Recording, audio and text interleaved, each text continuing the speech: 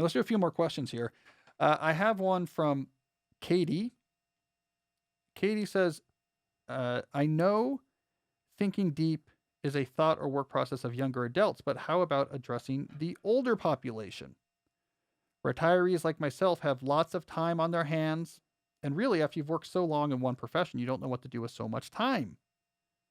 I'd like to learn Spanish or be more productive, but who knows in what? Who knows in what? And how does deep thinking become a process in our life?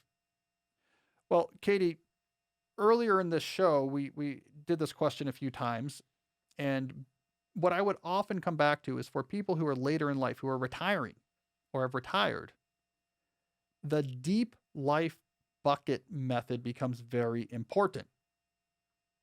Now, go watch my video on the deep life core idea, youtube.com/Cal Newport Media. Watch that video to get brought up to speed on what the deep life bucket method is. But there is fewer circumstances where this method is more effective than for people who are retired, because what it's going to force you to do is look at the different elements of your life that are important. And then for each of those, get rid of the noise and boost the signal. Get rid of the junk that's not returning you much and put in place habits and endeavors that are really giving you a high return on time investment. Now, when you're retired, you have a lot more time to invest. So this process becomes more exciting.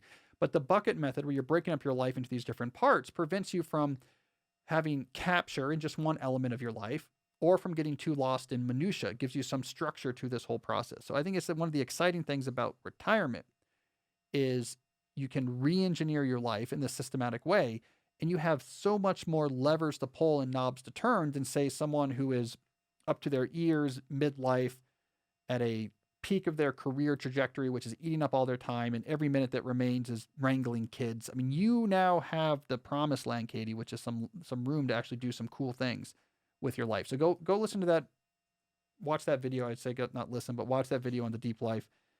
The bucket method will help organize your efforts going forward.